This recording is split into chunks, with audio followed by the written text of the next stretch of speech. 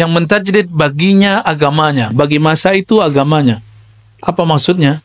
Agamanya nggak diubah, tapi kondisi yang berkaitan dengan si agama itu diubah. Ya, dulu nggak ada orang pengajian beginian kan? Bid'ah nggak? Rasulullah SAW nggak pernah ngaji pakai tape, nggak ada. Ya, maka pertanyaan keempat ini menjadi pilar keempat dalam agama, yaitu akhir zaman.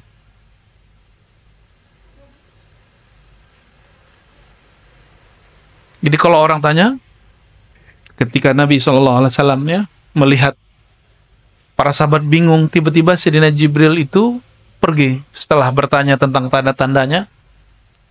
Jadi Jibril mengatakan, oke, kalau engkau tidak bisa jawab, ceritakan kepadaku tentang tanda-tandanya. Maka yang dibolehkan adalah ilmu tanda. Nih, perhatikan. Ini kaidah berikut.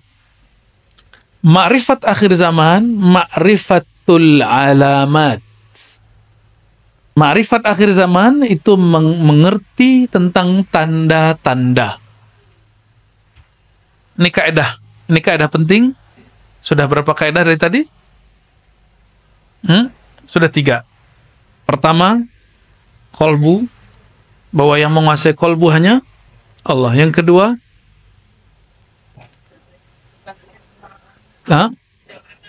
tidak ada dalil yang memperkenan kita menentukan kiamat. Yang ada adalah yang ketiga, hanya boleh mengetahui tanda-tanda. Paham di situ ya? Dan tanda-tanda ini, coba Islam, fisik, iman, akal, ihsan, kolbu, ruh. Maka tanda ini diberikan kemana? Ke fisik, ke akal, atau ke kolbu atau rohani? Ke dalam kolbu rohani. Ya. Nah, ini yang kita sebut dulu ya, saya hanya menyebutnya trilogi. Jadi Islam, iman, ihsan, akhir zaman. Dahulu saya hanya 3, tapi ternyata ilmu itu berkembang.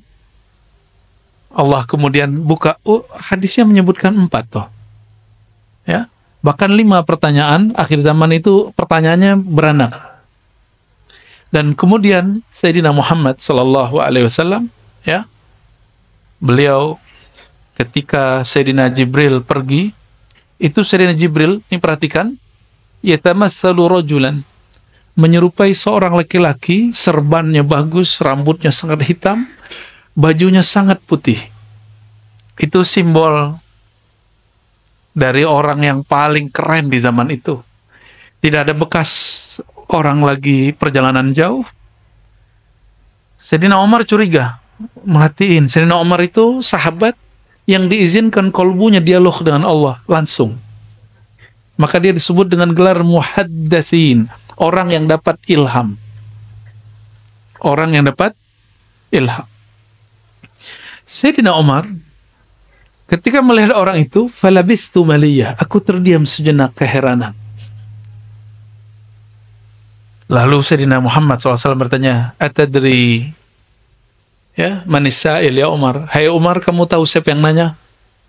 Sayyidina Umar mengatakan, la ya Rasulullah, engkau yang lebih tahu, Allah yang lebih tahu. Tapi dia curiga. Ya. Apa kata Sayyidina Muhammad SAW? Dzaka Jibril ja'akum liyu'allimakum dinakum.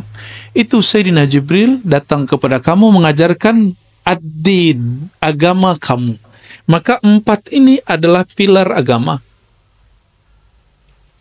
Jadi kalau orang bertanya, saya belajar agama, apa saja yang saya sudah pelajari? Pertama, al-Islam, fiqh. Yang kedua, bab iman, akidah. Yang ketiga, ilmu hati, tasawuf. Jadi bertasawuf wajib bukan? Yang masih mengatakan bid'ah, kurang piknik. Itu hadis nomor pertama di Kitabul Iman. Bab pertama dalam bab Al-Iman, Sahih Muslim. Emang dia nggak baca Sahih Muslim? Ya, Oh, ada orang tasawuf nggak sholat, itu bukan tasawuf bro, itu kebatinan. Ya, ada orang kemudian kalau bertasawuf dia kemudian suka khurafat. Lah itu ahli khurafat bukan tasawuf, itu nggak tahu tasawuf. Ya, seumur-umur saya ketemu Abu Ya Kasril itu nggak pernah ngomong khurafat. Ya, beliau bicara apa yang beliau rasakan, bukan bicara apa yang di khuraf. Khuraf itu dongeng, dongeng yang dibuat-buat. Terus akhir zaman, perhatikan, akhir zaman itu karena memahami tanda-tanda, maka di Quran ada kalimat kul siru fil ard. Katakanlah hai Muhammad, berjalanlah, bergeraklah di muka bumi. Bergeraklah di muka bumi. Maka sirah atau harakah, kita sebut pergerakan, itu adalah pelengkap daripada akhir zaman. Nah, pelengkap akhir zaman ini yang bernama pergerakan, itu ada 3 jenis. Satu, pergerakan akliyah, dia bergerak dengan akalnya, rasionya, maka main pintar-pintaran. Bagi mereka kemajuan akhir zaman itu berdasarkan penemuan intelektual. Kelompok yang kedua, lawan dari akal, orang-orang yang nggak masuk akal, orang-orang yang kita sebut halu dan kebatinan. Mereka suka cocok logi, suka memaksakan makna, bahkan memalingkan makna hadis itu sesuai nafsunya. Kelompok yang hari ini disebut halu. Kelompok yang disebut halu. Dan ada yang ketiga, ini yang paling penting. Ahlul ruh, ahlul qulub. Ahli kolbu, ahli rohani. Ya, hanya mereka yang bisa memahami tentang akhir. Masalahnya mereka itu sedikit. Semoga kita termasuk yang sedikit itu.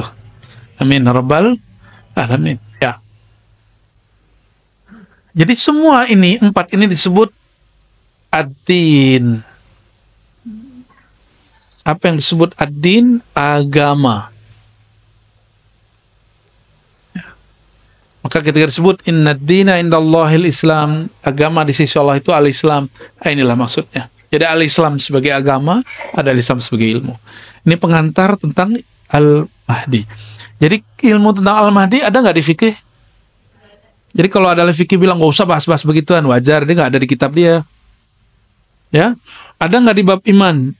Ada yang bahas, ada yang tidak. Kebanyakan tidak bahas. Kebanyakan ahli akidah tidak membahas bab Mahdi. Maka wajar, nanti mohon maaf, orang mengaku ahlus sunnah, aswaja, berakidah Asy'ariyah, Maturidiyah, mazhab Syafi'i atau sejenisnya, dia kemudian menentang pembahasan tentang Al-Mahdi. Udahlah masih lama gitu. Orang begini kena penyakit namanya tulul amal. Apa arti tulul amal? Panjang angan. Dia kira masih dekat, masih jauh. Padahal Sayyidina Muhammad SAW mengatakan ana wasa'a kahatain. 1445 lalu ditambah 13 tahun di Mekah, 10 tahun di Madinah. Nah, kurang tambahinlah itu. Jadi berapa tuh? Itu Sayyidina Muhammad SAW mengatakan aku dan kiamat seperti 2 jari. Dekat apa jauh? Dekat sekali. Berarti kita sudah di ujung. Kita sudah di ujung. Maka hari ini kalau masih orang mengatakan udah gak usah bahas Al-Mahdi, gak usah bahas, berarti dia panjang angan-angan. Dia kira hidup nih masih panjang. Ini 2 aja, mati duluan atau ketemu, gitu aja. Kenapa? Saya ngeceknya dari kejadian pandemi. Pandemi itu baru kali itu yang sedahsyat itu sedunia. Yang kena di Indonesia pertama Depok, yang di lockdown itu di Solo, di Payakumbuh. Orang belum masuk situ udah di lockdown. Dan lucu tulisannya LOKDON, lockdown. Itu kekonyolan tapi seru sih. Ya Allahumma sholli ala sayyidina Muhammad, Allahumma sholli ala sayyidina Muhammad. Dan itu semua. Bahkan negara yang dianggap berperan, Amerika paling parah. Cina paling banyak korban. sampai hari ini. Bahkan Singapura sampai hari ini karena banyak Cinanya, kena terus, tiap masa kena terus. Bener nggak? Ya. Sampingnya Johor kok nggak ada beritanya, kan aneh kan? Betul-betul aneh itu.